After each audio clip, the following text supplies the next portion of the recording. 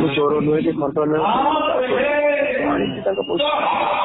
ହଁ ଏଇଟା ଆମ ସଂଘ ବି ମତେ କହିଛୁ, ଆମେ ମାନିଛୁ ପଇସାଟା ଆଣିଛୁ, କିନ୍ତୁ ଆମେ ଥାନା ମାଧ୍ୟମରେ ଦେବୁ। ମୁଁ ବାଲିଚନ୍ଦ୍ର ଆଇସି ମୁଁ ଡାକିଥିଲି। କାଲି ଯାଇଥିଲେ? ହଁ କାଲି ଯାଇଥିଲି। ସେଠୁ ନାଣ୍ଡୁ ବାବୁ ଆସିଥିଲେ? ନା ନା ତାଙ୍କ ଭଣଜାକୁ ପଠେଇଥିଲେ, ଭଣଜାକୁ ନେଇକି ଆସିଥିଲେ। କଣ ପୋଲିସ କଣ ଲେଖାପଢା କଲେଇଲା ନା ଖାଲି ପଇସା ଦେଇଦେଲେ?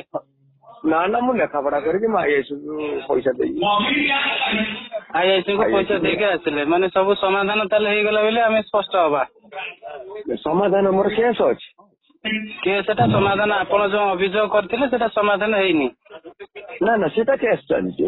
ମୁଁ ପଇସା ତ ଜଣଙ୍କର ଆଣିଥିଲି ନା, ସେତେବେଳେ ସ୍ୱୀକାର କରିଥିଲି। ଆଜ୍ଞା, ଥାନା ମାଧ୍ୟମରେ ମୁଁ ତାଙ୍କ ପଇସାଟା ଫେରେଇଦେଲି। ଆପଣ କେତେ ଟଙ୍କା ଫେରେଇଲେ? 10 ଲକ୍ଷ?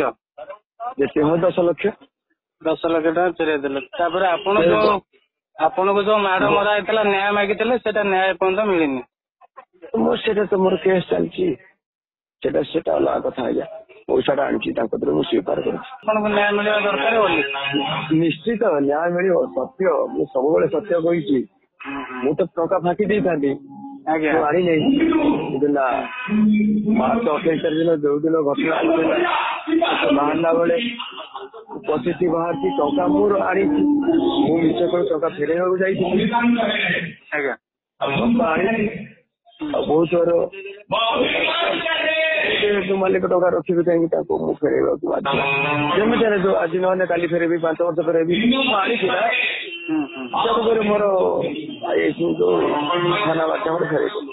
ଯେହେତୁ କଥାଟା ଥାନାକୁ ଯାଇଛି, କଥାଟା କେସରେ ଅଛି, ମୁଁ ଆଇନ ମାଧ୍ୟମରେ ମୁଁ ଟଙ୍କା ଫେରେଇଛି। କେବେ ମୁଁ ଠାକୁରଙ୍କୁ ଡାକୁଛି, କେବେ ମତେ ନ୍ୟାୟ ମିଳୁଛି।